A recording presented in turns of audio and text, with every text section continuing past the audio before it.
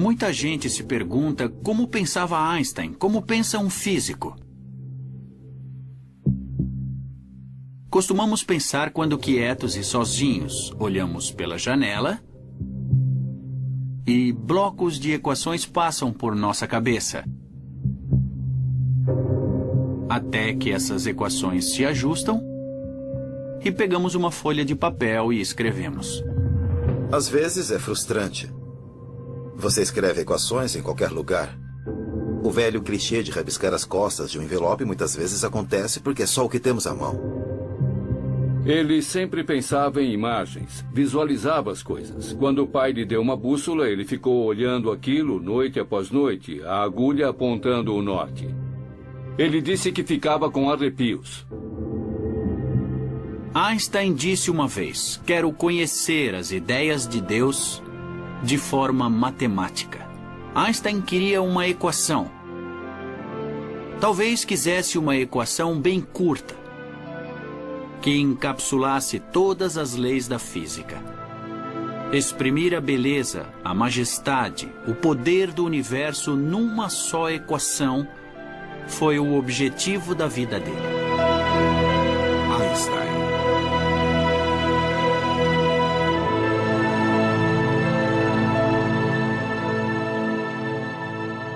Em 1900, Albert Einstein tinha 21 anos e era estudante na Escola Federal Politécnica de Zurique. Que esse jovem um dia se tornasse sinônimo de gênio era algo que não passava pela cabeça dos professores. Ele faltava muito. Os professores achavam que ele era um inútil. Em consequência, ele não arranjou emprego algum quando se formou. Ele até pensou em mudar de área e vender seguros. Já imaginou abrir a porta um dia e ver Albert Einstein lhe vender um seguro? Que desperdício! Einstein se achava um fracasso. Ele até escreveu para a família dizendo que talvez tivesse sido melhor ele não ter nascido. Ninguém falava do jovem Albert Einstein. Ele trabalhou como professor substituto em várias cidades, sempre por pouco tempo. O pai dele tentou solicitar alguma posição acadêmica para ele e escreveu a um professor muito famoso, pedindo que ele usasse Einstein como assistente de pesquisa. Mas não havia cargo disponível. O pai dele morreu, achando o jovem Albert uma desgraça total para a família. Em 1902, deprimido e desanimado, o jovem Albert se mudou para Berna, a capital da Suíça, e começou uma carreira longe da ciência. Um de seus amigos conseguiu para Einstein um emprego subalterno de assistente de patentes no Instituto Suíço de Patentes. Em sua sala do terceiro andar, Einstein passava 6 dias por semana analisando pedidos de patente de todo tipo de inventos feitos ao governo suíço. Para analisar uma patente, ele tinha de sintetizar as muitas informações disponíveis à sua essência. Isso despertou nele suas habilidades de físico e ele começou a despachar rapidamente os pedidos que devia analisar. Ele não achava o trabalho extenuante, nem intelectualmente muito exigente. E isso deu a ele muito tempo para contemplar o universo. Ele nunca se tornaria tão bom numa universidade à sombra de algum professor. Estava muito melhor num banquinho no Instituto de Patentes, tentando imaginar como seria cavalgar um raio de luz. Daquele emprego, ele lançaria uma revolução que mudaria a história do mundo. Einstein soltava a imaginação, e isso mudaria profundamente nossa visão do universo. Em 1905, o chamado Ano do Milagre de Einstein, ele publicou em suas horas vagas 4 artigos visionários, o primeiro dos quais respondia a uma velha pergunta: o que é a luz? O efeito fotoelétrico. O artigo, escrito por um total desconhecido, mostrava que a luz vinha de uma partícula chamada fóton. Usamos fótons em televisão, usamos em lasers. Em outro artigo, escrito aos 26 anos, Einstein postulava algo que hoje já temos por certo, a existência do átomo. Ninguém acreditava no átomo na época, mas ele provou que átomos podem fazer minúsculas partículas de pó se mover em meio líquido. E calculou o tamanho de átomos. Só esses artigos já dariam uma carreira notável a qualquer físico, mas Einstein estava só começando. Ele escreveu outro artigo com a famosa equação E é igual a mc ao quadrado. Isso simplesmente significa que energia pode se tornar matéria e matéria pode se tornar energia. A menor partícula de matéria pode conter uma enorme energia potencial, mas ela só é liberada por uma reação nuclear, do tipo que acontece constantemente no firmamento. Desde que o homem começou a olhar para o céu, ele se pergunta o que faz as estrelas brilharem. Mas foi preciso um Albert Einstein para responder a pergunta. A massa, m, se transforma na energia, E. Eis o motor que acende as estrelas. Hoje, E igual a mc ao quadrado é a equação mais famosa de Einstein, mas outra teoria que ele publicou no mesmo ano seria ainda mais importante e controvertida: a teoria especial da relatividade. Quando Einstein era adolescente, gostava de imaginar como seria cavalgar um raio de luz. Agora ele voltou a essa ideia e ela mudaria sua vida.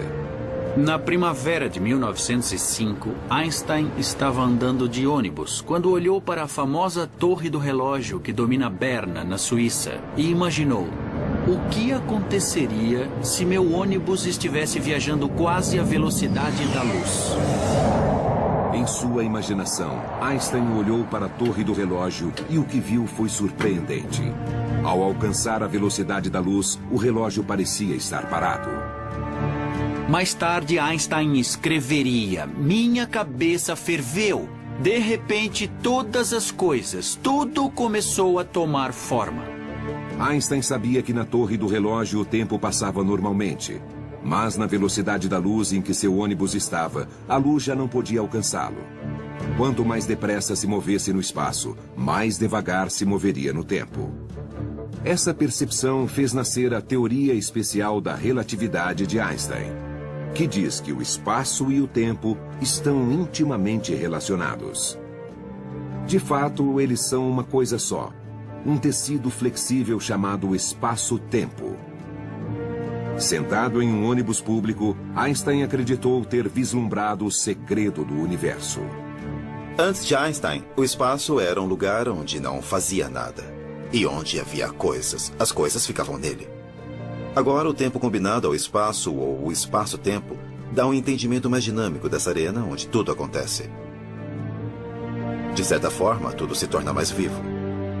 O que ele dizia soava muito diferente e muito estranho. Raramente algo tão radical fora publicado pelos jornais científicos europeus. Ele era um completo estranho à física do tempo dele. Estava na Suíça e era um mero assistente de patentes, mas era ambicioso o suficiente para pensar que podia desafiar o pensamento físico estabelecido na época. Um cientista sempre espera despertar grande euforia, que todos reconheçam e festejem o grande avanço na matéria. Mas isso raramente acontece.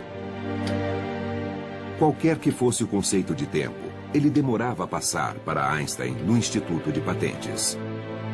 Ele mandava artigos a importantes jornais científicos e esperava as melhores reações, mas essas reações sempre demoravam muito a vir. Ele estava ansioso. Qual seria a reação da comunidade de físicos a esse grande artigo? Silêncio. Einstein ficou muito deprimido. 4 ou 5 meses? Deve ter parecido uma eternidade para ele. Então, os artigos de Einstein caíram nas mãos do único homem, talvez, que o entendeu completamente: Max Planck. Max Planck era o maior físico teórico da Europa. Planck era editor do periódico Anais de Física em Berlim. Era o jornal de física mais importante da época. Max Planck leu o artigo do desconhecido físico e então disse: aqui temos alguma coisa. Planck viu, na hora, que aquele era um artigo importante feito por um estudioso importante. O trabalho da relatividade foi publicado em junho de 1905. Aquele jornal, de número 17, ainda é uma das publicações mais famosas da história da ciência. E na época, Einstein sequer era cientista. Ele ainda procurava trabalhar em escolas e faculdades, sempre rejeitado. Chamamos esse o ano do milagre de Einstein. Mas aquele não era um ano que ele mesmo descreveria como miraculoso. Milagres carregam um sentido de algo feito facilmente. Não acho que Planck soubesse que Einstein era um funcionário de terceira. Ele deve ter ficado curioso para saber quem era o desconhecido Albert Einstein, de Berna. O desconhecido Einstein já era, na época, pai de um menino de 1 ano e marido de uma calma e séria colega da escola politécnica, Mileva Marić. Quando estava na Politécnica de Zurique, ele era muito mulherengo. Tocava violino nos chás e coquetéis das mulheres e conheceu várias jovens na época. Mas Mileva atraiu sua atenção. Mileva era a única mulher da classe. E aí estava o físico, apaixonado. Em um breve intervalo de sua paixão pela ciência, Albert e Mileva se casaram em 1903. Um ano depois, nasceu seu primeiro filho, Hans Albert. A família Einstein vivia num pequeno apartamento na capital suíça. As limitadas circunstâncias em que viviam não eram o que ele esperava naquela fase da vida. Mileva sempre quis ser uma grande física, mas foi reprovada nos exames finais da Politécnica de Zurique. Ela se tornou um importante apoio para os grandes artigos do Ano do Milagre, especialmente o Dia da Relatividade, e ajudou a datilografar e a verificar os cálculos, mas acabou mesmo como dona de casa. Einstein tentava fazer um trabalho científico, ao mesmo tempo em que trabalhava 6 dias por semana. Em 1907, Einstein concordou em escrever um artigo que explicava a teoria especial da relatividade, mas ao rever a teoria achou uma limitação importante. A teoria se chamava especial por uma única razão, é que ela só considerava movimento a velocidade constante. Em outras palavras, a teoria especial da relatividade de Einstein só se aplicava ao caso de um objeto se movendo em direção à velocidade constante. Mas Einstein queria entender o mundo real, e o mundo real não funciona assim. Einstein percebeu que a teoria falhava quando havia aceleração. Mas no nosso universo tudo se acelera. Algo na estrada, um avião a jato, um vagão de metrô, tudo no mundo é acelerado. Então havia um defeito na teoria especial. Na viagem imaginária de Einstein, se a velocidade variasse, a teoria, a noção de como objetos se movem no espaço-tempo, não se sustentava. Ele queria uma teoria que se aplicasse a qualquer caso. Einstein sabia que para que sua teoria funcionasse, deveria abranger tudo no universo. E isso incluiria a onipresente e invisível força que mantém as coisas inteiras. A gravidade está por toda parte. Ela nos segura no chão, mantém estável o sistema solar. E onde estava a gravidade na teoria especial? Einstein quis expandir a teoria especial em teoria geral da relatividade. Uma teoria que explicasse não só o tempo, mas também a gravidade. Mas ele percebeu que teria de lutar contra 2 séculos de pensamento científico e contra seu ídolo, Isaac Newton. Em 1907, Albert Einstein, aos 28 anos, ainda era um burocrata do Instituto de Patentes. 2 anos tinham se passado desde que publicara a teoria especial da relatividade, e ele decidiu desenvolver uma interpretação ainda mais radical do universo, a teoria geral da relatividade. Mas isso faria contradizer seu ídolo científico, Isaac Newton. No tempo de Einstein, Isaac Newton era Deus. Newton foi o fundador da ciência moderna. Esta é a primeira edição do Principia Mathematica de Newton, de 1687. Este exemplar sem preço é um livro muito famoso que se tornou o fundamento da física universal por séculos. Até que Einstein subverteu o cenário. Passaram-se 250 anos desde que a maçã tinha caído da legendária árvore de Newton e lhe deu a inspiração para formular a lei da gravidade. Newton disse que se um objeto cai, é porque há uma força misteriosa chamada gravidade que o puxa para baixo. Mas o próprio Isaac Newton não estava satisfeito com isso. Objetos se movem quando empurrados, não puxados quando empurrados. Então, o que empurra isto? Newton não sabia. Então, simplesmente levantou as mãos e disse, não sei. Então, vou inventar uma coisa chamada força da gravidade. E Einstein disse que essa teoria não podia estar certa. Ele se preparou muito para isso, para que ele pudesse resolver o problema. Ele queria muito entender o universo inteiro. Max Planck disse a ele, você pode trabalhar na lei da gravidade, mas há 2 problemas. Você não terá êxito. É complicado demais. E se tiver, ninguém vai acreditar. Era uma tarefa extremamente difícil. E não se sabia nem por onde começar ou como tratar o assunto. Mas afinal, o que deu uma pista a ele foi seu velho e bom sistema de raciocinar. A experiência imaginária. Para nós, seria sonhar acordado, mas para ele era experiência imaginária, porque ele é Einstein. Ele estava na sala dele, no Instituto de Patentes, olhando pela janela, quando imaginou um homem trabalhando no telhado. E começou a imaginar o que aconteceria se o homem caísse do telhado. Então ele teve a maior ideia da vida dele. A maior de todas as inspirações.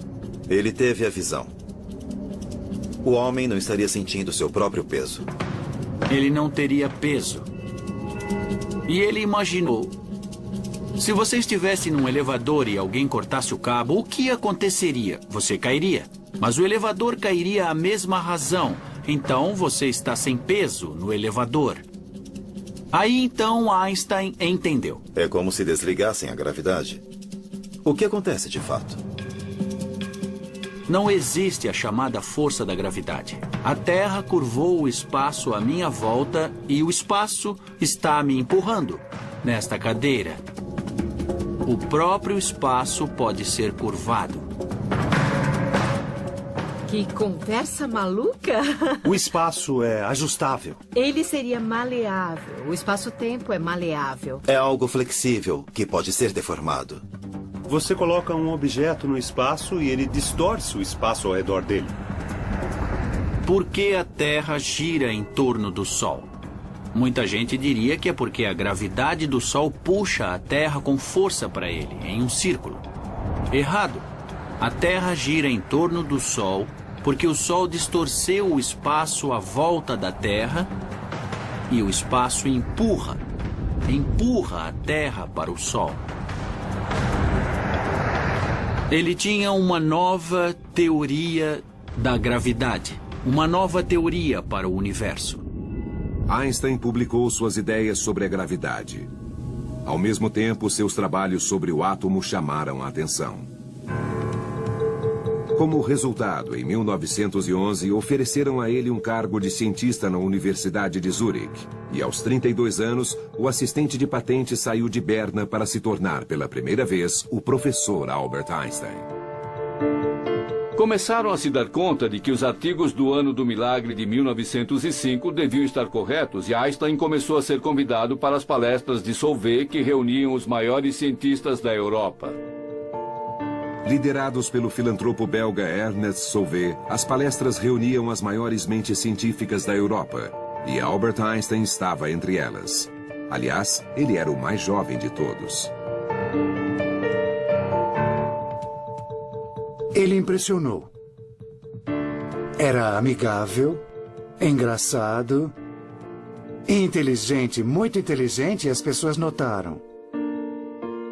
Foi o momento em que Mileva deve ter percebido que ainda fazia parte do pequeno mundo de Berna, enquanto Einstein se tornara parte de um mundo maior.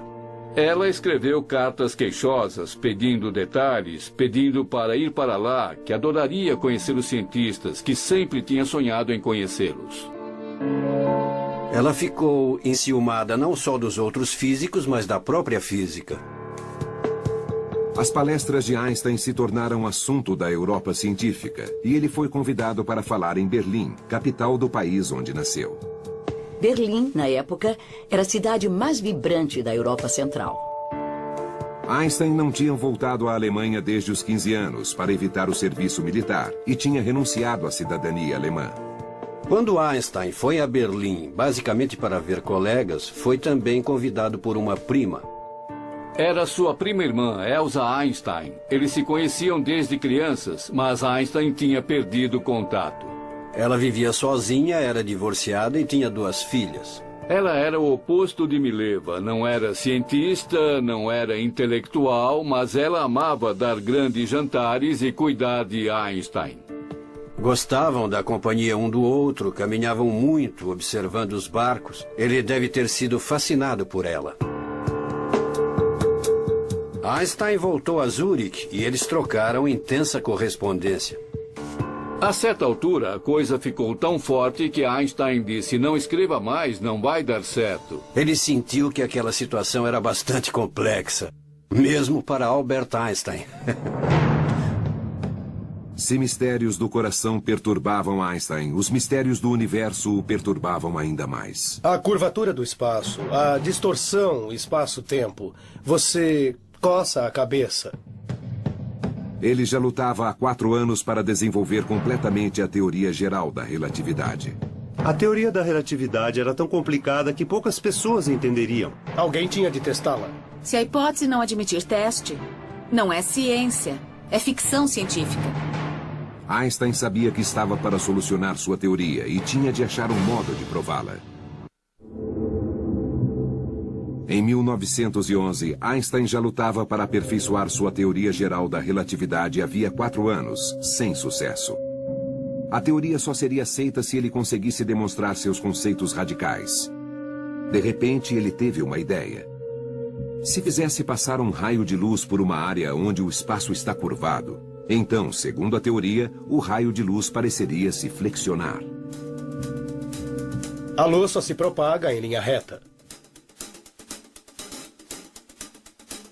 É o espaço que se dobra. O que teria gravidade o suficiente para flexionar tanto a luz? Bem, que tal o Sol? 300 mil vezes maior do que a Terra, o Sol seria o objeto perfeito para o experimento de Einstein. Mas como fazer passar um raio de luz pelo Sol? A luz de uma estrela distante, ao passar perto do Sol e seu campo gravitacional, se curvará. Porque o espaço está distorcido ao redor do Sol. Mas mesmo que Einstein estivesse certo, ele jamais poderia ver o fenômeno, porque o Sol é brilhante demais, exceto... Quando o Sol fica encoberto, de modo que podemos olhar para ele sem ficarmos ofuscados pela luz? Isso só acontece durante o eclipse total do Sol. O Sol fica assim, desse jeito, bloqueado pela Lua, e então as estrelas aparecem. Ele imaginou que se o Sol estiver aqui, se houver estrelas aqui atrás, e se a luz vier em sua direção, ela se curvará. E para os seus olhos, vai parecer que as estrelas se afastaram. A luz passando pelo Sol é algo que qualquer um pode entender. Na verdade, ninguém queria aceitar isso como ponto pacífico, até que alguém provasse o fato com uma foto. Então, o que você faz? Recorre aos astrônomos, aos astrofísicos. Nosso laboratório é o universo inteiro. Em 1912, Einstein acreditou estar finalmente a ponto de provar sua teoria tão global e provocativa. Ele publicou um prognóstico revolucionário e fez um apelo ao mundo da astronomia. Pediu que os astrônomos saíssem e medissem, que achassem um eclipse para observar. Nada aconteceu. Ele escreveu pessoalmente a renomados astrônomos. Tentou interessá-los, mas acho que ficou desanimado, porque descobriu que os astrônomos normalmente são pessoas muito ocupadas com coisas a fazer e não largam tudo a um pedido qualquer. Mesmo de Einstein. Foi um contratempo frustrante e amargo para Einstein. Mas então, no Observatório de Berlim, um jovem assistente respondeu ao chamado. Era um apaixonado e insolente jovem que se dispôs a ir, literalmente até o fim do mundo por Einstein. Seu nome era Erwin Finlay Freundlich. Freundlich tinha um pouco mais de 20 anos, queria fazer um nome.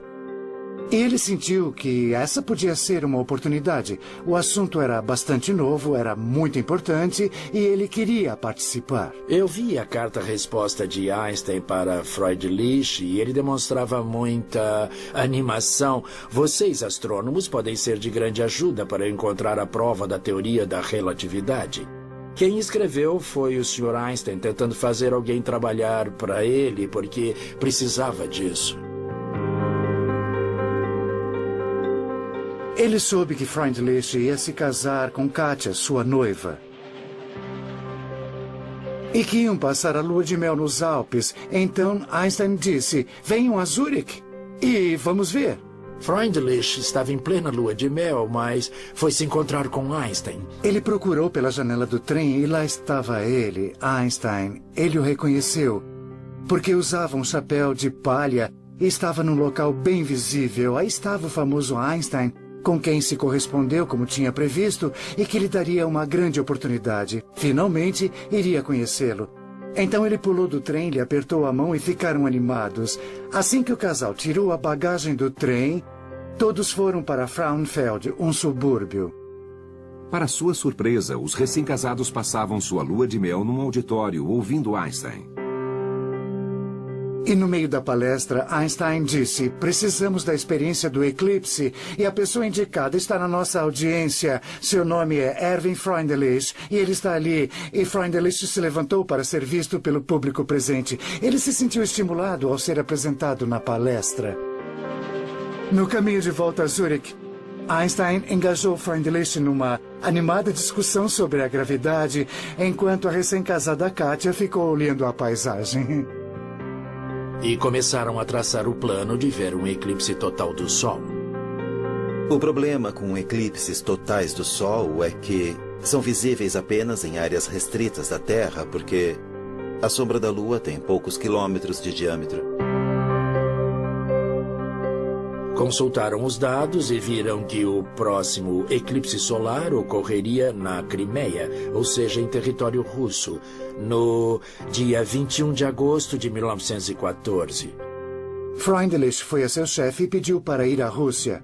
Disse que iria colaborar com Einstein e perguntou se ele bancaria a viagem. Mas ele disse não, simplesmente recusou.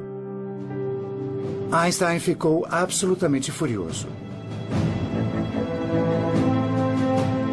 Tentando escapar ao pensamento científico europeu estabelecido, Freundlich escreveu ao diretor do Observatório Lick, perto de San José, Califórnia, um posto avançado da astronomia americana. Uma comunidade inteira vivia na montanha, cada astrônomo com sua família, esposas, crianças, e uns dependiam dos outros para sobreviver. Por muitos anos, aquele foi o maior telescópio refratante do mundo. Mas o mais importante é que ali vivia William Wallace Campbell, um pioneiro da fotografia de eclipses. No século XIX, eclipses eram assistidos por astrônomos que faziam observações visuais, que viam uma coisa e outra, faziam diagramas. Se alguém discordasse, seria a palavra de um contra o outro. Fotografar significava poder capturar o que estava acontecendo e fazer medições. Campbell utilizava essa técnica no início do século XX. Freundlich escreveu uma carta pessoal a Campbell, dizendo que iria ver um eclipse em 1914, sugerindo que os acompanhasse à Rússia para documentá-lo. A correspondência entre Campbell e Freundlich foi maravilhosa. O decano da astronomia da Califórnia e um insignificante assistente em Berlim que estava fazendo tudo isso totalmente contra a vontade do patrão. Eles seriam os primeiros a confirmar ou a desacreditar a nova teoria da gravidade de Einstein.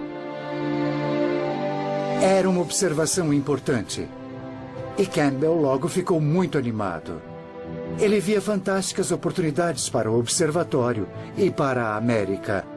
Ele disse que ia conseguir chegar lá, e embora o problema fosse complexo, ele o resolveria. Enquanto isso, a oportunidade bateu à porta de Einstein. Seu primeiro mentor, Max Planck, tinha recebido um pedido do rei da Alemanha, o Kaiser Guilherme II, para recrutar os melhores cientistas e trazê-los a um novo instituto em Berlim. Planck recomendou um jovem que considerava sua descoberta, Albert Einstein. Disseram que se ele trouxesse Einstein, as pessoas diriam que era em Berlim que as coisas aconteciam. Deviam levá-lo a qualquer custo. No dia 11 de julho de 1913, 2 homens chegaram na estação ferroviária de Zurich. Max Planck e Walter Nernst, um renomado químico alemão. Esperavam que um contato pessoal persuadisse o jovem cientista a voltar à sua terra natal. 2 homens, de meia idade, em roupas escuras, saíram do trem e foram procurar Einstein. Eles eram muito diferentes. Max Planck era muito correto, prussiano, sempre muito bem vestido e arrumado. Usava um monóculo e falava de modo formal. E Einstein, que já se recusava a pentear os cabelos e que vestia sempre paletós surrados e o que lhe viesse à cabeça, já começava a não usar meias. Fizeram a ele uma grande oferta. Ele seria professor na Universidade de Berlim, membro da Academia Prussiana. Não teria de dar aulas e teria toda a assistência à pesquisa. Era o Max Planck Nernst, era a Academia Prussiana de Ciências, era toda a comunidade científica da física que disse: é sério. Apontou para ele e disse: queremos você. Einstein não respondeu nada. Einstein disse: por que vocês não vão passear na montanha e passam a tarde lá? Ele disse que os encontraria na estação quando voltassem e que levaria flores nas mãos. Se elas fossem vermelhas, ele iria à Alemanha. Se fossem brancas, ele não iria. E até logo. Defendo a tese de que Einstein retardou a resposta a esse pedido, em parte porque queria viver o prazer de ser insistentemente procurado. Mas também é verdade que essa não era uma decisão rápida nem simples. Como sempre fazia, quando tinha um problema grave, Einstein saiu para caminhar. Zurique era confortável, oferecia muito. Difícil abandonar uma cidade assim. A mulher dele queria ficar em Zurique. Por outro lado, ofereceram a ele o melhor emprego possível. E havia outra coisa que atraía Einstein a Berlim. A certa altura, ele recebeu um cartão de aniversário. Era Elsa escrevendo para ele. Deve ter sido uma explosão interna, eu acho, porque reacendeu velhas emoções. Planck e Nernst voltaram à estação ferroviária e Einstein estava lá. Foi um momento dramático, mas um momento dramático voluntário. Havia mesmo um toque dramático. Ele segurava flores. Eles olharam e as flores eram vermelhas. Einstein disse: senhores, irei à Alemanha. Vou me tornar um de vocês.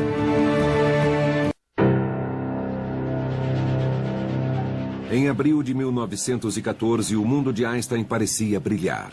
O tão esperado eclipse, necessário para provar a teoria geral da relatividade, iria acontecer em 4 meses. E Einstein estava a caminho de Berlim para entrar no Instituto Kaiser Guilherme, um grupo de elite de cientistas que trabalhava com Fritz Haber, diretor do instituto. Fritz Haber foi um dos grandes químicos do século XX. Ele desenvolveu um processo usado para produzir um fertilizante artificial com o qual se podia alimentar milhões de pessoas. Ele era um herói. Haber hospedou a esposa de Einstein, Mileva Maric, enquanto este último procurava um apartamento para morar com ela e os filhos. Haber observou que a mudança para Berlim parecia ter piorado as relações entre Einstein e a esposa. Mileva sempre fora uma mulher taciturna e desanimada, e em Berlim a coisa piorou. Ele flertava com a prima, Elsa. Einstein era um homem brutalmente sincero e, às vezes, aparentemente falava de Elsa a Mileva, e isso sempre começava uma briga. Não é surpresa que o homem que tinha uma visão única do universo também tivesse uma visão nada convencional da vida de casado. Einstein deu um ultimato a Mileva. Se quisesse continuar casada, ela teria de fazer uma série de coisas. Era um contrato com itens dispondo que ela teria de fazer as refeições dele, que só falaria com ele se ele quisesse, que não haveria intimidade alguma. Mileva resolveu que não ia assinar nada. Ela disse que não aceitava. E ela voltou a morar com Haber e a esposa Clara. Naquela época, Haber funcionou como mensageiro e negociador. Ele tentava mantê-los juntos, tentava fazer com que talvez chegassem a um acordo. Os dois respeitavam Haber. Mas os esforços de Haber para salvar o casamento de Einstein falharam. A decisão de se separar se tornou irrevogável, isso mesmo sem divórcio. Sem dinheiro para manter duas casas, mas confiante, Einstein fez a Mileva uma ousada proposta.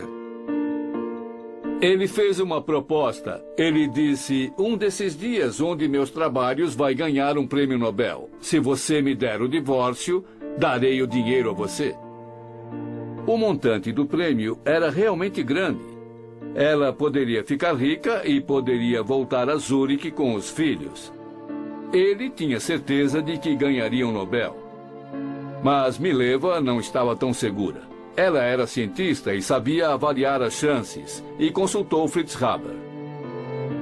Ela decidiu aceitar a proposta. Mileva pegou os dois meninos e Einstein a acompanhou junto com Fritz Haber. Einstein teve que ir à estação para se despedir de seus filhos. Ele começou a chorar. Haber nunca o tinha visto chorar. Foi um momento realmente arrasador para ele. E Haber foi a pessoa que estava ali naquela hora para lhe dar apoio. Einstein condicionou o futuro dos filhos a ganhar o prêmio Nobel, uma aposta muito incerta. Ele dependia de Erwin Freundlich e William Campbell para lhe trazer fotos do eclipse total do Sol, para poder ver como as estrelas parecem se mover. Pouco antes de se despedir de Mileva e dos meninos, Einstein teve outra despedida na estação de Berlim. Freundlich ia partir com dois amigos para Berlim. Einstein foi para lá muito ansioso. Freundlich e dois colegas iam partir para uma longa e arriscada jornada, carregando câmeras astronômicas e pesados equipamentos. Eles iam tomar um trem para ir até Crimeia, em território russo. Freundlich e Campbell esperavam maximizar a chance de pegar tempo bom e tirar boas fotos do eclipse, acampando em lugares diferentes. Freundlich se colocou no sudeste da Crimeia, enquanto Campbell ficou perto de Kiev. Ambos estavam determinados, apesar dos constantes e assustadores boatos de guerra. E o pior aconteceu. Em 28 de junho de 1914, o arquiduque Francisco Ferdinando da Áustria foi assassinado. O Kaiser alemão declarou guerra à Rússia e a expedição de Einstein se viu subitamente ameaçada. Einstein ficou realmente preocupado. Einstein não tinha como avisá-los. Ele não sabia o que ia acontecer.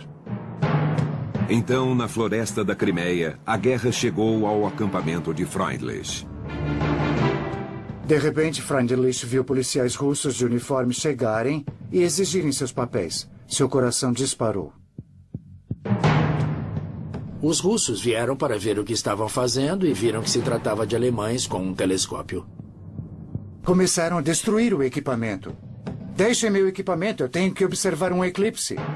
Isso é nosso agora. Seu país declarou guerra ao nosso. Você não tem nada a dizer. Eles foram presos na hora, sem perguntas, e foram considerados espiões. Sr. Freundlich, o senhor é prisioneiro de guerra. O quê? Campbell, um americano. Era neutro. E os russos permitiram que continuasse observando o eclipse. Eles chegaram até ali, gastaram muito dinheiro, sobreviveram ao fato de a guerra eclodir.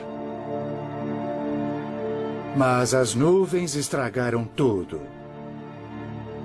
Fracasso total. Não só Campbell não pôde tirar as fotografias, como foi forçado a abandonar seu equipamento de última geração. Por ser americano, ele não foi preso, mas voltou para casa como um homem derrotado. Campbell disse que queria voltar para casa pela porta dos fundos e não queria ver ninguém. Einstein em Berlim ficou arrasado. As expedições fracassaram. Freundlich e equipe foram feitos prisioneiros de guerra da Rússia por vários meses. Para Einstein foi um desastre. A prova de sua revolucionária teoria geral da relatividade lhe escapava entre os dedos.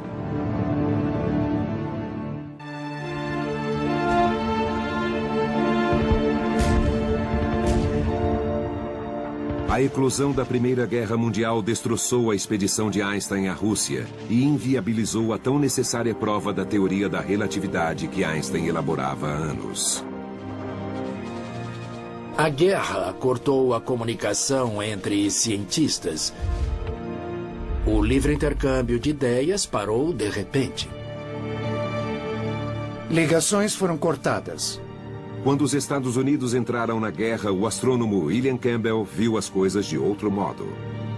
Campbell se dedicava ao problema dos eclipses, independentemente de seus colegas alemães, que ele via agora como inimigos. Em Berlim, o ambiente estava mudado. Quando Einstein olhava pela janela, ele só via patriotismo. Para ele, o país inteiro tinha enlouquecido. A boa expectativa de Einstein sobre a cidade onde vivia desapareceu, acabou. Centenas de milhares de jovens alemães marchavam, entusiasmados. Seus colegas, Planck e Haber, apoiavam a guerra com entusiasmo.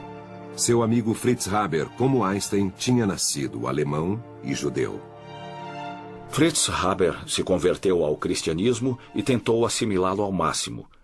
Um dos momentos de que se orgulhava foi quando recebeu uma comenda do exército alemão, algo sem precedentes para um judeu, mesmo convertido.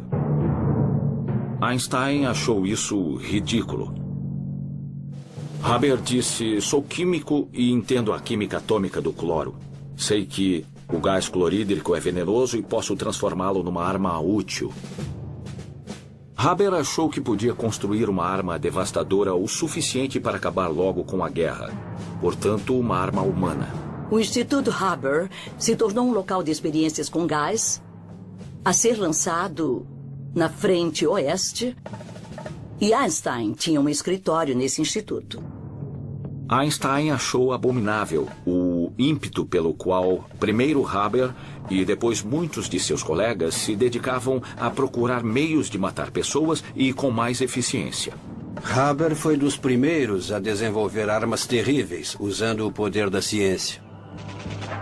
Uma arma feita por Haber, um gás venenoso, já fora testada num campo de batalha belga. Haber estava lá e disse: "Disparem a arma." Uma nuvem baixa se espalhou pelo campo e a nuvem pareceu crescer. Foi a primeira vez que aconteceu. As tropas já tinham visto nuvens piores do que essa, mas o efeito foi devastador. As tropas foram exterminadas nas próprias trincheiras. Haber viu milhares de pessoas morrerem, milhares de soldados, cerca de 5.000. Os pulmões começam a se encher de fluido, o corpo começa a se deteriorar, a pessoa cai e, mesmo no seco, morre afogada. Então Albert Einstein olhou para o seu bom amigo, para o colega profissional, e disse: "Realmente, você é patológico. É grotesco." Em carta a um amigo suíço, ele disse: "Todo o nosso progresso tecnológico é como um machado nas mãos de um demente." Haber não se ofendeu, mas era mesmo estranho ele ser tão amigo de Einstein. Eles viviam em planetas diferentes. A guerra colocou um grande dilema para Einstein, porque se relacionava pessoalmente, respeitava e até gostava muito de seus colegas, mas ele rejeitava o apoio sincero que davam à guerra. E ele topou com um documento público, ou já publicado e divulgado, o Manifesto dos 93, assinado por 93 grandes acadêmicos alemães, inclusive as pessoas que o trouxeram a Berlim e que ele mais prezava: Haber e, acima de tudo, Max Planck. O manifesto dizia que a Alemanha tinha de lutar, que era justificável e moralmente aceitável lutar nessa guerra. Einstein ficou chocado. Parecia uma traição. Nesse momento, Einstein se deu conta de que a vida era mais do que a física, que havia coisas mais importantes que ele devia defender, assumir o risco pessoal de defender. E tentou apresentar um contramanifesto de outros acadêmicos, dizendo que não, que havia algo mais do que o orgulho nacional, mais do que competitividade nacional, do que fúria nacional. E 4 pessoas assinaram esse manifesto. Não deu em nada, nem foi publicado, fracassou. Ele se tornou pacifista, um resistente à guerra. Einstein estava praticamente sozinho. Ele estava isolado, fora rejeitado por seus colegas, seu casamento tinha terminado, ele estava em batalha judicial pela custódia dos filhos. Resolveu mergulhar na ciência. O isolamento teve um resultado positivo, porque Einstein reviu toda a sua teoria geral da relatividade e reexaminou todas as equações matemáticas. Um dia, ele revisou os cálculos de deflexão da luz que passa pelo Sol e, de repente, se deu conta de que o cálculo estava errado. O que teria sido encontrado se Freundlich tivesse feito a observação do eclipse? Teria sido só metade da deflexão real, metade da deflexão da luz. Isso teria arruinado a teoria de Einstein. A descoberta era embaraçosa, mas inesperadamente feliz. Há 3 anos, Einstein pressionava os astrônomos a fotografar um eclipse, que provaria uma equação que ele agora achava errada. Einstein sempre considerou o fracasso da expedição do eclipse uma derrota, mas na verdade poderia ter salvado sua carreira. Cercado por uma guerra furiosa, ele se refugiou em seu escritório. Ele tinha um pequeno apartamento e muito de seu pensamento se desenvolveu no escritório. Às vezes, ele não visualizava bem a curvatura do espaço, e o que fazia era pegar o violino. Ele dizia que a música de Mozart tinha capturado as harmonias do universo. Tocar violino o ajudava a pensar. Einstein tinha uma prodigiosa habilidade de se sentar e pensar, se concentrar. Quem o conheceu bem disse que ele tinha essa notável habilidade pela qual podia se concentrar num problema por horas, dias, até anos. No escritório dele havia muitas anotações matemáticas, muitas equações, e ele se sentava ali e pensava, andando pela sala, mergulhado em pensamentos. Era quando fazia matemática pura em sua mente. É a ciência feita de suor, como dizemos. Temos sobressaltos de lógica, temos anos de indagações não respondidas, temos frustrações, temos horas de arrancar os cabelos. Mas o verdadeiro poder do gênio é a força de vontade para fazer todos os erros necessários para chegar à resposta. Nunca houve momento em que ele dissesse que não iria prosseguir com a teoria por causa do ego dele. Eu acho que nunca pensou em desistir da teoria. É preciso ficar de olho na recompensa. Para Einstein, a recompensa era o Nobel, cujos recursos ele prometeu dar a Mileva e os 2 filhos. Em 1915, pediram que ele apresentasse a teoria geral da relatividade num prestigioso fórum dos mais importantes cientistas alemães. Einstein aceitou, mas após 8 anos de trabalho, a teoria ainda tinha 2 problemas. Ela não tinha sido provada e sua matemática parecia ter falhas. Depois de quase uma década de trabalho, a teoria geral da relatividade de Einstein estava longe de estar completa. A matemática estava errada e sem cálculos corretos. A teoria não podia ser provada. E ele tinha data para entregar um artigo na mais prestigiosa reunião de cientistas da Alemanha. A Academia Prussiana era um lugar formidável, um lugar que sabia seu nível de excelência e também seu significado histórico. Nas reuniões semanais era visível o esforço de alguns dos maiores pensadores alemães em agir como se a guerra não fosse o que era.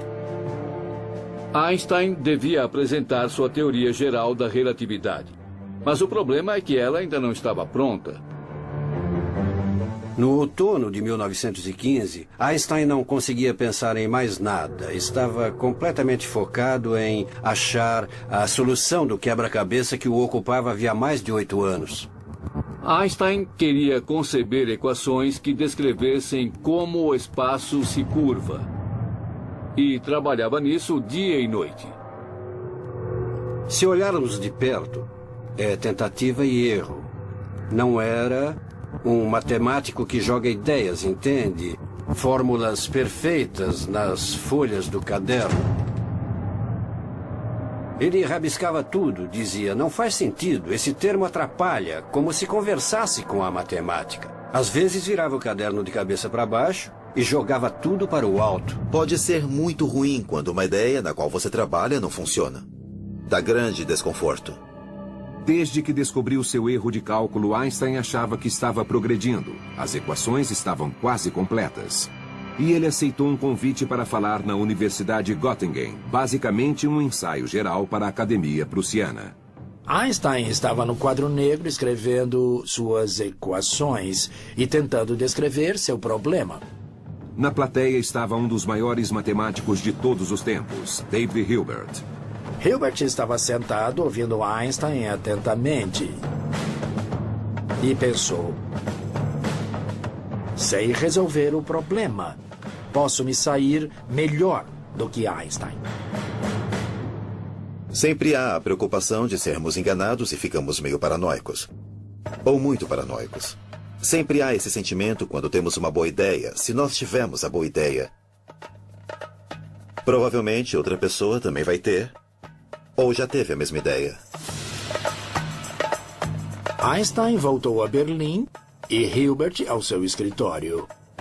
E Hilbert começou a pensar e competir com Einstein para chegar à frente dele na solução da relatividade geral. Ele era um dos maiores matemáticos de seu tempo. Uma controvérsia de verdadeiros gigantes, o da física e o da matemática. Hilbert, no papel de desafiante de Einstein, começou a trabalhar. Hilbert achava a física importante demais para ser deixada só aos físicos. Os matemáticos deviam cuidar dela. Havia muita coisa em jogo. Era tudo ou nada. Desvendar o segredo da luz, o segredo da gravidade. Ninguém pode dizer que Einstein não era um matemático excepcional, porque, no momento, o problema era de pura matemática. Várias vezes Einstein pensou ter conseguido. Quando submeteu uma das versões à Academia Prussiana, escreveu ao filho na Suíça, dizendo que ele entenderia mais tarde que esse tinha sido um grande dia, que mudaria a história, e que o pai tinha feito isso, mas a versão se mostrou errada, e ele teve de mudar tudo de novo. Ele já tinha tentado muitos caminhos, mas só deu em becos sem saída. Quanto tempo se espera desenvolvendo a ideia, descrevendo-a no trabalho e pensando nas suas consequências antes de publicá-la? Einstein deve ter tido muito medo de que Hilbert conseguisse chegar lá e publicasse as equações finais da teoria geral da relatividade antes dele. De repente, ele viu que vários fatores apontavam para uma mesma direção. Einstein se lembrou de que tinha abandonado uma solução radical demais que já tinha encontrado em 1912, que a tinha descartado porque a solução parecia fisicamente estranha, inaceitável. Mas agora, depois de tentar várias alternativas, ele ia voltar exatamente àquela equação. Uma equação que ele tinha considerado e descartado 3 anos antes.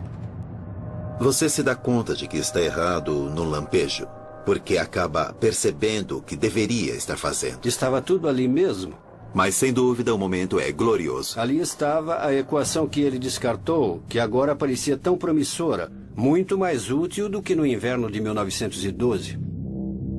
Você não se sente sempre mal quando descobre que está errado? Às vezes, isso é maravilhoso. O entusiasmo de Einstein aumentou quando ele percebeu que a resposta para sua nova teoria podia ser encontrada num velho mistério astronômico. Einstein começou a examinar um mistério que vinha surpreendendo gerações de astrônomos. Segundo Isaac Newton, o planeta Mercúrio deveria dar a volta em torno do Sol, assim. Mas já se sabia havia algum tempo que a órbita de Mercúrio se desvia da lei mecânica de Newton e se inclina um pouco. Então, a órbita, em vez de fazer assim, começa a se inclinar. E o padrão começa a aparecer como pétalas de uma flor. Einstein percebeu que suas ideias sobre gravidade poderiam explicar a órbita de Mercúrio de um modo que a lei de Newton não explicava. Newton estava errado? Einstein disse que talvez ele estivesse errado. A teoria dele era simples o suficiente para explicar todos os dados experimentais? Com dificuldade, ele calculou a órbita de Mercúrio. E a compatibilidade foi quase total. Suas anotações de equações explicavam o movimento de corpos celestes no espaço. Ele começou a ter palpitações e de repente percebeu: "Oh, está certa." Ele ficou tão feliz que não podia mais se concentrar. Para Einstein era uma grande coisa. Finalmente, ele chegou às equações no mesmo tempo de David Hilbert. Discute-se sobre qual dos dois chegou às equações primeiro.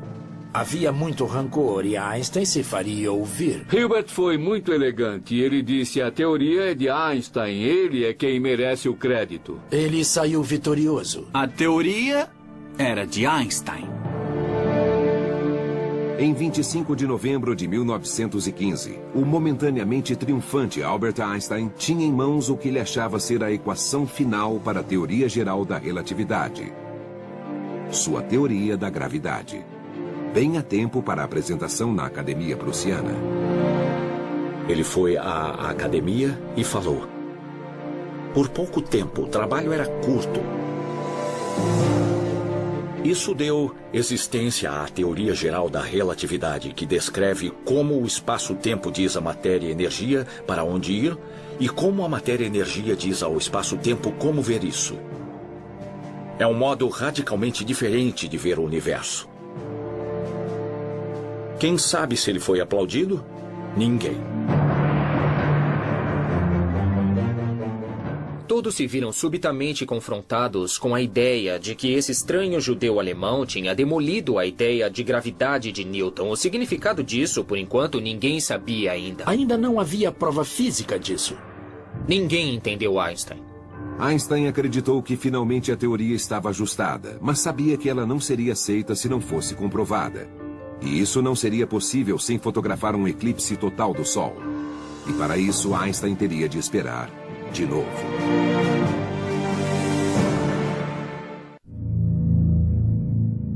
Einstein publicou sua teoria geral da relatividade em 1916, com as equações matemáticas corrigidas.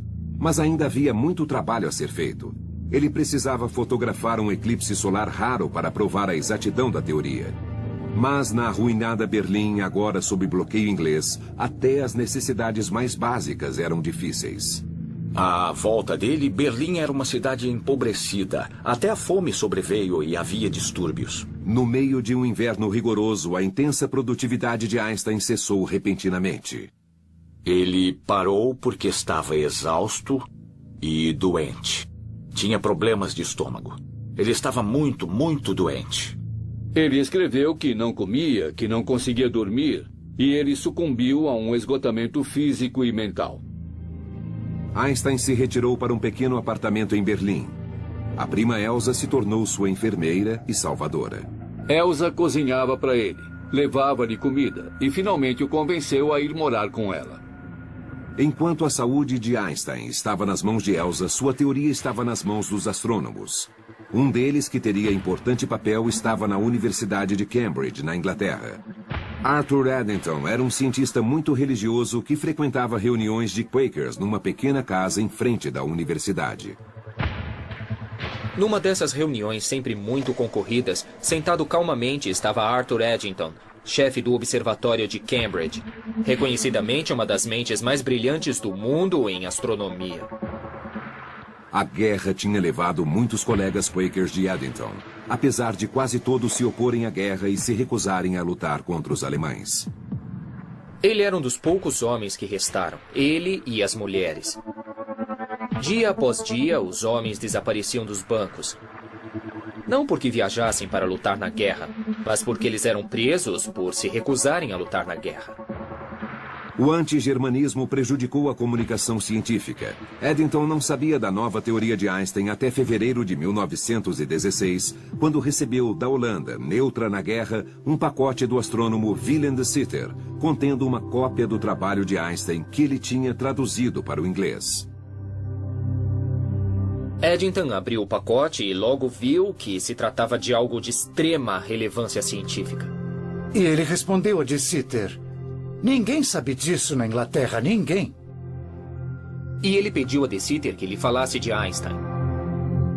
E de Sitter disse que Einstein não gostava da guerra e que ele tinha até escrito um manifesto contra a guerra. E quando Edenton soube disso, declarou: perfeito. Isso é muito importante. Temos de fazer alguma coisa. A missão se tornou mais do que uma indagação científica. Como Einstein, Edenton estava isolado por causa de suas convicções políticas. E Edenton tomou esse desafio científico como um caminho para mostrar que cientistas, ainda que de lado inimigos, podiam se apoiar por uma causa maior. Edenton disse que a relatividade era a teoria científica mais importante desde Newton e foi criada por um alemão. Melhor ainda, por Einstein, um brilhante cientista pacifista. O objetivo dele era mostrar ao mundo e aos colegas que um inglês podia apoiar sim um cientista alemão. E a expedição para fotografar um eclipse era a oportunidade perfeita. Mas as forças de alinhamentos interplanetários não esperariam o fim da guerra. O próximo eclipse total ocorreria em junho de 1918 e não seria visível na Inglaterra, de onde Edenton não podia sair. No entanto, seria visto no estado de Washington, praticamente no quintal de um homem que já passou muitas vezes por isso, William Campbell, do Observatório Lick da Califórnia. Haveria outro eclipse em 1918, não muito longe do Observatório Lick, em Goldendale, Washington, no oeste. Se Campbell pudesse fotografar o eclipse, poderia ser a primeira pessoa a determinar se a teoria de Einstein estava certa ou não. Como havia uma guerra em andamento, ninguém mais podia ir. Os europeus não podiam mandar uma expedição. Então ele tinha o campo aberto. Mas Campbell tinha um problema. Eles estavam sem equipamento, que ficara retido na Rússia. Campbell tinha sido forçado a abandonar suas câmeras de última geração na Crimeia em 1914, quando estourou a Primeira Guerra Mundial, e teve de improvisar. Campbell pôde reunir algum equipamento no observatório, uma lente aqui, um objetivo ali, e conseguiu um par de câmeras para Goldendale. O grupo de Lick foi forçado a usar equipamentos precários. Campbell não teve escolha a não ser correr o risco. Ele iria observar um eclipse total sozinho e poderia nunca mais ter uma oportunidade igual. A equipe foi para Goldendale, Washington, e se preparou para o eclipse. Era perto de casa, então a família toda foi. O objetivo de Campbell era fotografar as estrelas que emergissem no breve intervalo em que o Sol estivesse encoberto pela Lua. Mas no sábado, 8 de junho de 1918, parece que o universo, novamente, não estava disposto a revelar seus segredos. Nuvens surgiram e parecia que não haveria observação alguma, como aconteceu na Rússia, o que era péssimo. De repente, no último momento, quando precisavam de céu claro, as nuvens se foram. Campbell começou a fotografar o espetáculo. Começa quando a Lua parece entrar em contato com o Sol e começa a se mover por cima da face do Sol. O Sol fica menor, cada vez menor, até o último momento, quando a luz do Sol, na verdade, passa pelos vales e entre as montanhas da Lua. Depois há um brilhante halo de luz. E finalmente o Sol fica totalmente eclipsado. É o preto mais preto que já se viu. A primeira vez que vi um eclipse, fiquei sem fala. É como pular na água gelada e... Entendi, você não acredita, é de tirar o fôlego, literalmente. É sensacional. Aquela foi, nossa, a experiência mais poderosa que eu já tive na minha vida. O New York Times mandou um repórter e publicou um artigo. Nuvens se retiram para o eclipse. Com um subtítulo: Teste da teoria de Einstein. Foi a primeira vez que um jornal americano mencionou Albert Einstein. Campbell designou seu mais renomado astrônomo, Herbert Curtis, para analisar as fotografias e provar ou não a teoria de Einstein. Olhando rapidamente, uma estrela estava visível, uma das que deviam ser medidas. E essa estrela tinha de ser centrada no visor. Feito isso, as escalas seriam lidas. O eixo dos X e o dos Y, e um posicionamento muito preciso seria atribuído à estrela.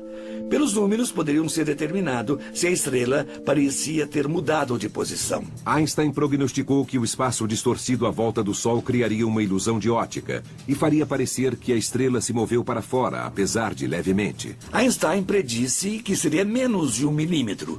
Não seria uma medição muito fácil. Ao contrário de muitas teorias emitidas, essa geral da relatividade trouxe prognósticos muito específicos, muito rigorosos, tinha de ser aquilo, e se não fosse, todo o fundamento da ideia teria de ser descartado. Extremamente precisas e meticulosas medições. Não há flexibilidade na relatividade de Einstein, porque a ideia de gravidade é a manifestação da curvatura do espaço-tempo. Para dizer de quanto é essa curvatura e o que acontece à matéria ou à luz na presença da curvatura, é preciso calcular e prognosticar. Se o prognóstico não se verificar, não se pode dar um jeito na teoria. Não neste caso. Pode-se ver, nestas páginas, o tipo de trabalho que Curtis teve de fazer para executar a medição. Há muitas e muitas páginas de cálculos, algumas delas riscadas. Se só uma experiência mostrasse que qualquer aspecto da relatividade estava errado, ele teria de rever o conceito desde o princípio. Curtis olhou para as estrelas e não viu nada demais. Todas pareciam em seus lugares normais. O que só podia significar uma coisa: Einstein estava errado. Mas Campbell não queria arriscar sua reputação com equipamentos improvisados. Ninguém ia dizer nada até que tudo tivesse sido verificado de novo. A melhor tática era o silêncio absoluto, até terem certeza total do que foi observado. Campbell mandou Curtis verificar os resultados várias e várias vezes. Enquanto Curtis trabalhava no alto do Monte Hamilton, a Europa afundava no caos. A ordem na Europa mudou completamente. 3 impérios se desintegraram num período de poucas semanas.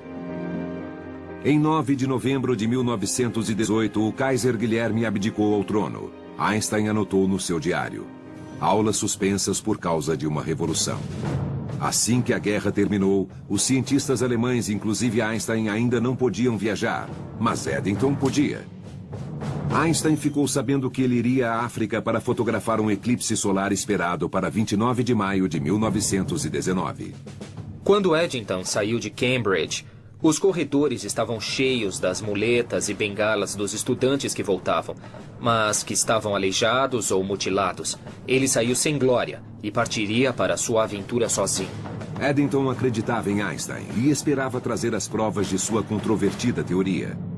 Mas na Califórnia, o astrônomo William Campbell já se preparava para entregar seus próprios resultados, e as notícias não pareciam boas.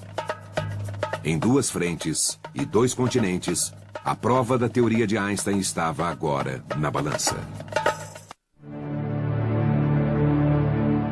Em fevereiro de 1919, no topo do Monte Hamilton, na Califórnia, William Campbell analisava e reanalisava chapas fotográficas que pareciam indicar que a teoria geral da relatividade de Einstein, sua teoria da gravidade, estava errada.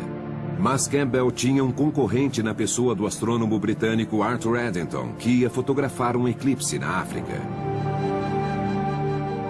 Eddington saiu da Inglaterra rumo ao sul. Ele tinha quase 40 anos e viajar naqueles dias não era confortável. Ele ia para os trópicos e em pleno verão. Deve ter sido bastante desagradável. Em maio de 1919, depois de 10 semanas no mar, Eddington e seu assistente chegaram às praias de Príncipe, uma pequena ilha da costa oeste africana. A malária era um problema, havia cobras venenosas e ele tinha de abrir caminho em plena selva. Levaram um mês para construir um telescópio no meio da selva. No dia do eclipse, chovia torrencialmente e Eddington ficou arrasado. A decepção foi fenomenal. Mas, de repente, surpresa. As nuvens se abriram e ele viu a lua preta. Tinham que começar a tirar as fotos já. Ligaram o dispositivo, o espelho começou a girar e colocaram uma chapa fotográfica no final do telescópio. A chapa segurava o filme e tinha de ser fixada no telescópio, tudo corretamente alinhado. Tirar a chapa, colocar a nova, tirar a chapa, colocar a nova. Isso tantas vezes quanto possível. Era uma tremenda corrida, mas vamos ficar calmos, manter a compostura. Havia grande possibilidade de esquecer a capa da lente, de fazer a exposição incorreta, de fazer um erro qualquer. E isso arruinaria a carreira dele. O tempo passava depressa, eram preciosos segundos e ele não se importava muito com o fato de estar escurecendo, ocupado em achar as estrelas que estivessem ali, bem perto do Sol. Ele ficou tão ocupado com o telescópio e trocando chapas fotográficas que ele praticamente trabalhou às cegas. Ele basicamente teve que confiar que algo ia aparecer nas chapas. Como Campbell antes dele, Eddington estava para ter uma grande decepção. Ele descobriu que as chapas eram inúteis. Nuvens haviam obscurecido quase todas as estrelas de todas as chapas. Mas as últimas tinham algumas estrelas. O que acabou lhe dando a esperança de poder salvar alguma coisa. Imagina Eddington nessa ilha remota, sentado com um micrômetro, um instrumento de medida analisando. Disciplina fenomenal. Fazer essa medição é difícil.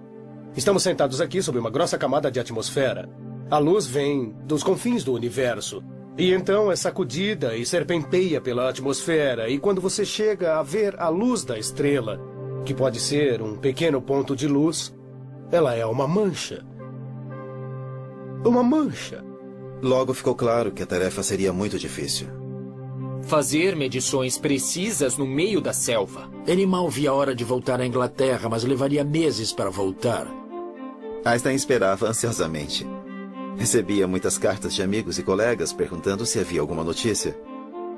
Mas as relações entre a Inglaterra e a Alemanha eram muito frias, e Einstein achou que não seria apropriado ele escrever a qualquer astrônomo inglês para perguntar o que estava acontecendo. Eddington voltou ao Observatório de Cambridge ao mesmo tempo em que Campbell chegou a Londres. Campbell ia se dirigir à Real Sociedade de Astronomia, uma organização que existia desde o tempo de Newton, e levava consigo os resultados secretos de sua expedição ao eclipse no ano anterior.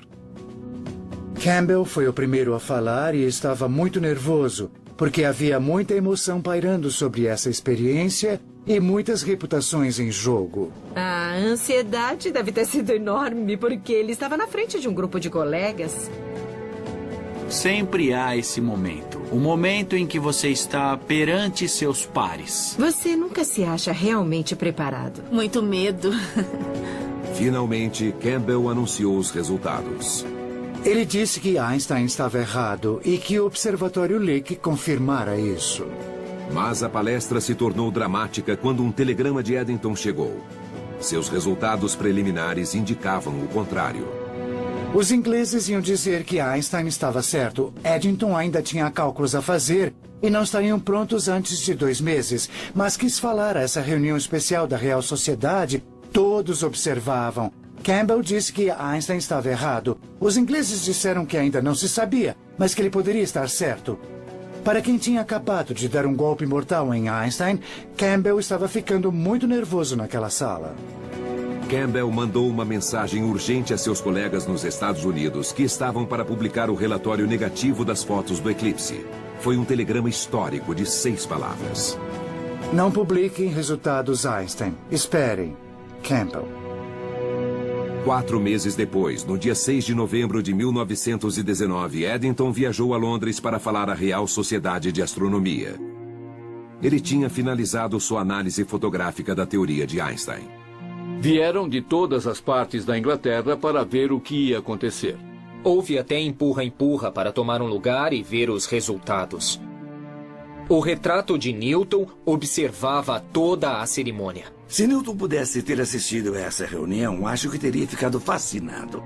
Eddington começou a reunião apontando para o retrato do fundador da Real Sociedade, dizendo: "Perdoe-nos, Sir Isaac Newton, seu universo foi revogado." O eclipse foi parcialmente obscurecido por nuvens, mas algumas fotografias de valor foram tiradas. O secretário da sociedade registrou os resultados de Eddington. As medições das chapas levaram à conclusão de que uma deflexão de 1,75 segundos do limite do Sol foi verificada durante o eclipse, conforme a teoria geral da relatividade de Einstein. O interesse público gerado por isso foi tremendo. Fora da comunidade científica, ninguém tinha ouvido falar de Albert Einstein, quanto mais de suas estranhas teorias. E agora o público ficou sabendo que tudo o que aprendeu sobre o universo estava errado. O Times de Londres disse: "Há uma nova teoria de mundo. Ideias que conhecemos há séculos estão erradas e esse homem, um cientista alemão, Albert Einstein, nos deu uma nova verdade." O New York Times teve uma das melhores manchetes. Homens da ciência se entusiasmam com as observações do eclipse. A teoria de Einstein triunfa. Só então a imprensa alemã também noticia os novos eventos. Uma revista em Berlim o mostrou com seu ar romântico, já com aqueles cabelos dramáticos e seu olhar distante e perdido. E a manchete da revista dizia: "Nova figura na história do mundo." Pouca gente entendia as ideias de Einstein, mas seu nome logo ficou conhecido. Seu nome virou marca de cerveja. Mães davam o nome dele aos filhos.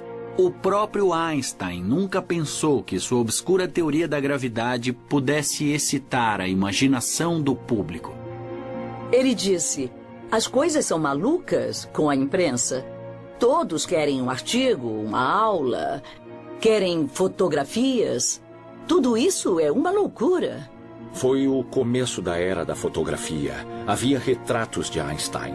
Telegramas circulavam e as pessoas liam notícias no mundo inteiro. Havia noticiários nos cinemas. Einstein era visto e ouvido. Sem essa liberdade, não teria existido Shakespeare, nem Goethe, nem Newton, nem Faraday, nem Pasteur e nem Lister.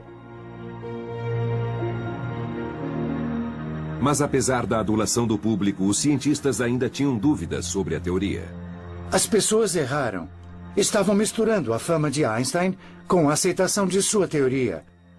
Estavam igualando as coisas e isso estava bem longe da realidade. Deu-se um movimento oposto. No New York Times podia-se ver um questionamento constante. Quem era esse famoso cientista? Os ingleses e os americanos, a maioria das pessoas dos países aliados eram hostis à Alemanha depois da guerra e não estavam muito interessados em reconciliação.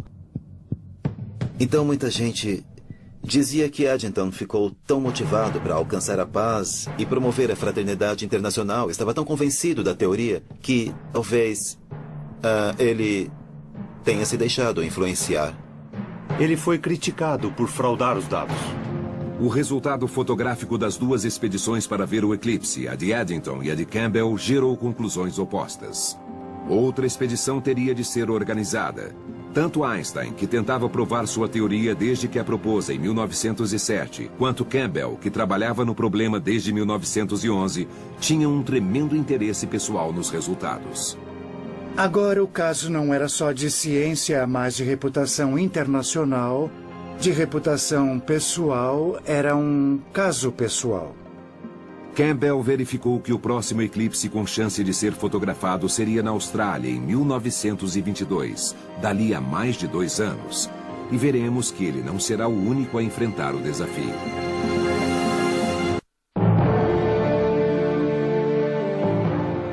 Em 1921, aos 42 anos, Albert Einstein se tornou o primeiro superastro da ciência. Einstein deu uma espécie de volta ao mundo da vitória. Nos Estados Unidos, chegavam notícias do meio do Atlântico. Einstein estava a caminho. 15 mil pessoas foram esperá-lo no porto de Manhattan. Isso para um físico teórico. Ele viajou para cima e para baixo na costa leste e foi ao meio oeste. Einstein era um fenômeno. Mas o mais importante para Einstein é que a comunidade científica ainda debatia se sua teoria era correta. E quanto mais atenção Einstein recebia, mais dúvidas lançavam. Einstein ficou exposto a críticas constantes de sua teoria da relatividade. Diziam que a experiência tinha de ser refeita. Em setembro de 1922, haveria um eclipse total do Sol totalmente visível da Austrália. E William Campbell via a oportunidade de resolver o assunto de uma vez por todas. Ele começou a planejar uma renovação total de seu equipamento. Completamente redesenhado e tendo sempre em mente as medições, ele levaria o máximo em equipamento para fazer a medição de Einstein. O primeiro ponto do eclipse ficava no extremo oeste da Austrália, num lugar chamado 90 Mile Beach. Mas desta vez, Campbell não era o único a perseguir esse objetivo. 7. Eu disse 7 expedições foram à Austrália. Os ingleses mandaram uma expedição. Freundlich comandou uma também. Foi sua primeira chance desde a Rússia. John Evershed, um astrônomo britânico que estava na Índia, também foi. Os canadenses mandaram uma expedição e foram mais 2 expedições australianas. Muita concorrência para Campbell. Os ingleses e Freundlich pegaram nuvens. Um dos australianos não conseguiu dado nenhum porque seu equipamento era ruim. E o pobre Evershed da Índia pegou um lindo céu aberto, mas teve dificuldades técnicas e não registrou nada. Campbell, já em sua terceira expedição, estava muito melhor preparado e obteve resultados perfeitos. Mostraram, se não me engano, 92 estrelas. O efeito de Einstein não só estava lá, mas se comportou exatamente como prognosticado, com muita clareza, sem nenhuma ambiguidade. Esta é uma das lentes que confirmaram a teoria da relatividade. A luz realmente passou por essa lente e incidiu nesta chapa. Esse material era ótimo. Esse é o cerne. As estrelas podem ser vistas ao redor do Sol em eclipse, aqui em destaque, e mostram a deflexão prevista pela relatividade. Na mosca, Einstein estava certo. Foi um êxito pessoal para Campbell e um marco para a ciência. A equipe do Lick finalmente teve êxito. Obteve resultados extraordinários e claramente corroborou as medições de Eddington de 1919. Agora responda, qual foi a primeira pessoa para quem Campbell mandou os resultados? Albert Einstein. Ele queria dizer a Einstein que ele estava vingado, que tinha mostrado que Eddington estava certo a despeito da zombaria dos outros. Para Einstein, aquilo foi um tremendo triunfo. A expedição do eclipse mostrou claramente que algo pode parecer teórico, mas apesar disso é parte de nossa vida cotidiana. Eles mostraram que o espaço-tempo ao redor do Sol estava curvado. Foi um modo inteiramente novo de pensar como age a gravidade. Não é estranho isso? Vai totalmente contra a nossa intuição. Mas os dados mostraram. E os dados não mentem. A natureza concorda. Sim, Einstein tem uma linda teoria, está certo. Finalmente, 15 anos depois de ter proposto sua radical teoria geral da relatividade, acabando com mais de 2 séculos de pensamento científico, Einstein saiu vitorioso e reconhecido. Quase. O Comitê do Nobel o rejeitou em 1919, em 1920 e em 1921, porque ninguém aceitava a teoria da relatividade. Einstein tinha prometido o dinheiro do prêmio como parte de seu divórcio de Mileva e para ajudar os 2 filhos. Mileva se resignou com o divórcio, vivendo em Zurique com os filhos, esperando o dinheiro do prêmio Nobel chegar. Ela ficou esperando pelo dinheiro. Foi só em 1922 que finalmente anunciaram o Nobel para ele. Ironicamente, não foi pela teoria da relatividade. Einstein recebeu o Nobel por seus trabalhos do Ano de Milagres, que descreviam o efeito fotoelétrico. O trabalho se tornou o fundamento da física quântica e desvendou os segredos do átomo. Para a ex-esposa de Einstein, o prêmio significava algo mais concreto. Com o dinheiro, ela comprou 3 prédios de apartamentos em Zurique. Mileva não chegou a viver muito bem com esse investimento, mas sobreviveu. Para Elsa, a prima de Einstein que cuidou dele quando precisou e esperou pacientemente por anos, também houve uma recompensa. Ela convenceu Einstein a se casar com ela. Foi uma surpresa. Foi um casamento estranho. Einstein teve muitas amantes depois dela e nunca sentiu que o casamento fosse um tipo de vida bom para ele. Mas ela gostava de ser a senhora Einstein. Adorava viajar com ele, adorava o prestígio e a glória que era ser a esposa dele. O mundo, que se recuperava de uma guerra terrível, acolheu esse homem com a estranha profissão de físico teórico e fez dele um ícone global. Foi logo depois do fim da mais destrutiva guerra na memória da Europa. E apareceu esse pacifista com essa espécie de halo de cabelos e olhar penetrante.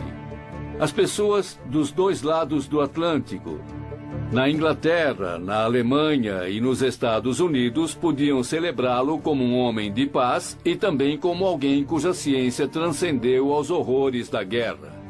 Foi aí que a ressonância emocional de seu êxito apareceu, eu acho. Por isso, as pessoas o receberam não só como alguém inteligente, mas como um símbolo, também um símbolo global do que a humanidade tem de melhor no contexto do que a humanidade teve de mais terrível. A história dele, do cientista que virou o mundo de cabeça para baixo, era sedutora. Sozinho em seu escritório, usando apenas a mente e um lápis, Einstein fazia descobertas estranhas que intrigavam o público tanto quanto um músico ou um filme da época. Amavam o mistério. O próprio Einstein disse isso, falar em 4ª dimensão, da curvatura do espaço, da distorção do tempo, isso tudo era ótimo. A luz que se move de modo inesperado são ideias quase românticas, são ideias desafiadoras.